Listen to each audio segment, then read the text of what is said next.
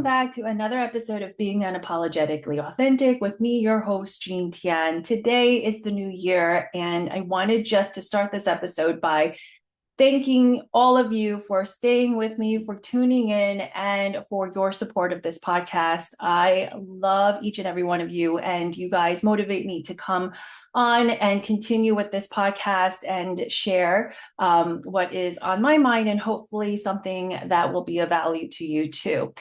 And it's funny that we talk about the motivation and how you guys are my motivation, because I wanted to bring this up. What is the secret ingredient when it comes to conflict resolution? We've been talking about conflict. We've been talking about the techniques to resolve conflict, but there's one secret ingredient that is absolutely required. The secret sauce, if you really, put your thoughts around it, when it comes to successful conflict resolution, and that is motivation. So for me, I wanted to ask you, can you resolve conflict if you don't want to? Can you resolve conflict if the other person doesn't want to? And the wanting to is really a part of the motivation that I was just talking about. So let's tackle that first question of what if you don't want to resolve the conflict that's at hand? Meaning, what if you have no motivation to do and to focus on how to resolve that conflict? For me, the answer is pretty simple when it comes down to motivation and the need to resolve conflict. I think so many of us are afraid of it, and so we tend to shy away from it. We tend to walk away from it. But what if we were to view conflict in a different light? As I've been sharing, is that conflict can be very productive. It can lead everyone into greener pastures. So for me, that is the motivation when it comes to working past the fear, working past the stickiness of conflict, because it's the other side of it that I'm really hoping to achieve. It's like we're talking about the new year, we're talking about getting into our fitness goals or getting into the gym and to be able to be healthy again.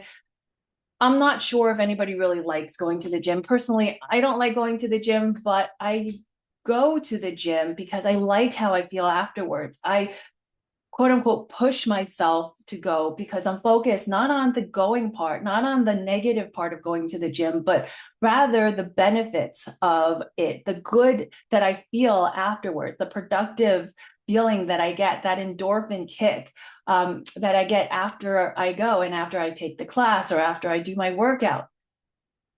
So conflict resolution for me is something similar to that, is that it's scary having to have tough conversations sometimes, especially when it becomes very important for you. If the topic is very important to you, there's more, it feels like there's more at stake. What if the other person says no? What if they turn us down? What if, they just don't agree? What if we get into a huge argument? Yes, those can happen, but the benefits of addressing those issues, of addressing the conflict, is actually so much more important, so much greater in terms of the feeling that we walk through that and we address those feelings before we can find that motivation, in order to resolve that conflict.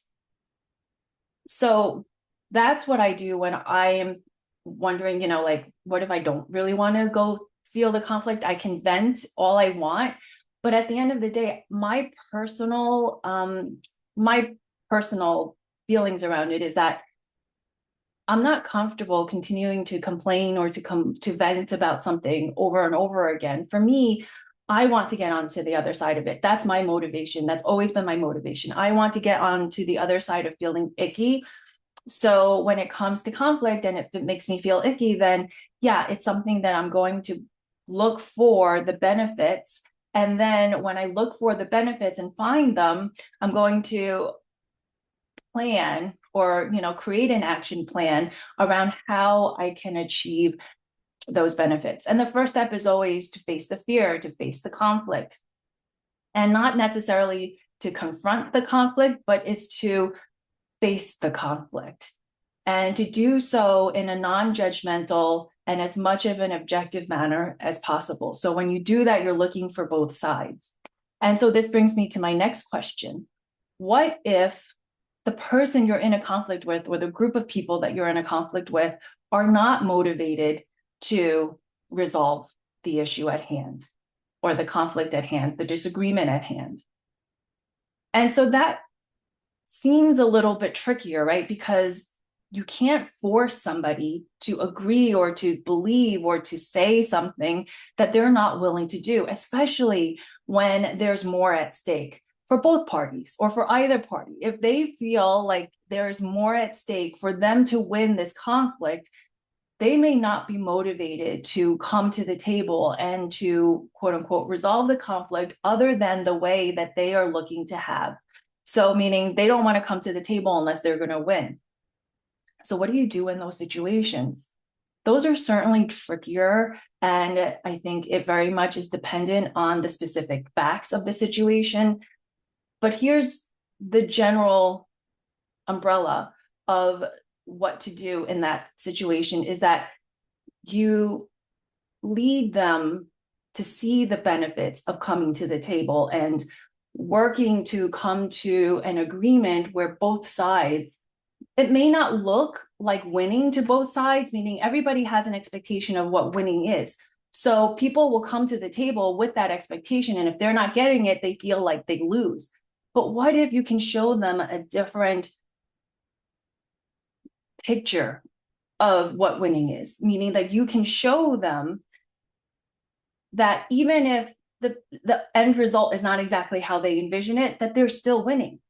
And when you can show them that, it increases their motivation from 0 to something, right? To the percentage from 0. It increases their percentage of motivation from 0 to something. And it eases their resistance to resolving the conflict at hand.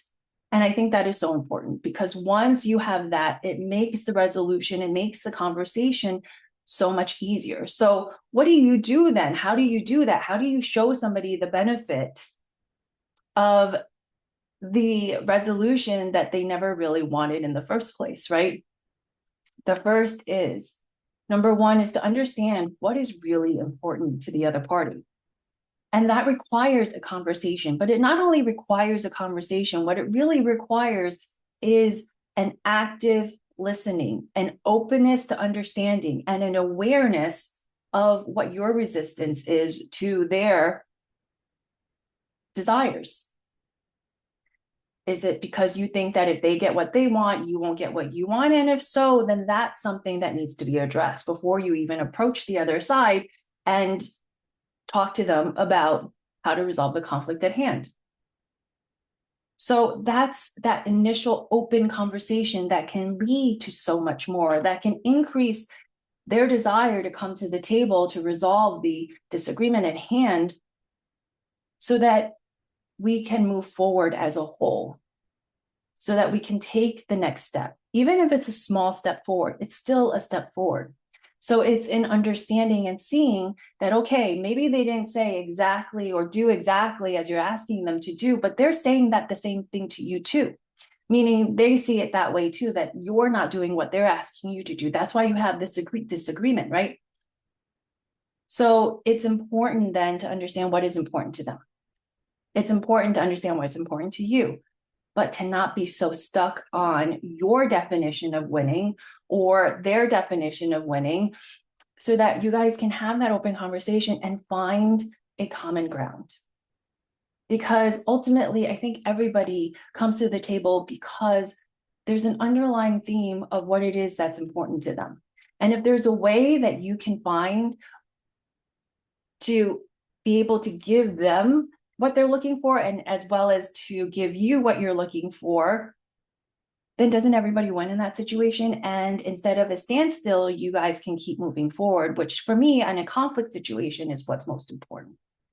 Sometimes if it doesn't work, then it doesn't work. You cannot force the other person to do something or say something or think something that you want them to. And as frustrating as that can be, the way that I see it is, if it didn't work out after intentional, conscious attempts to resolve the conflict, then sometimes it's for the better. And it's better to just let it go and to look for the next opportunity, to look for the next, to look for the next opportunity, basically. Because it doesn't end with just this one conflict. There's always another opportunity. I strongly believe that if it was meant to be yours, it will be yours. It might not look the way that you expect it to. It might not be with this opportunity that's in front of you, but in the end, it will be. So if this doesn't work out, count your blessings that it didn't work out, because it probably means you were saved a lot of headaches and misfortune, and the next opportunity will work out, because every no leads you closer to that yes. And that yes will come in much sweeter, much more exciting, much more beneficial than the no, than forcing somebody to say yes. Having somebody want to say yes is so much more rewarding at the end than forcing somebody to say yes. So, what is your motivation to come to the table and to resolve the conflict at hand? And how will you show the other side the benefits of coming together to agree on something that both of you maybe not have expected to agree on? And what is the benefit then if this opportunity doesn't work out? I think everything always happens for your highest good. And if you set that intention at the beginning of every conversation, I think that makes the conversation go so much more easily, smoothly, with much more flow, rather than forcing the conversation to happen, because you're not forcing something to look the way that you expected it to. So that's all for me today. Happy New Year, and continue to tune in, and we will see you next time. Bye, guys.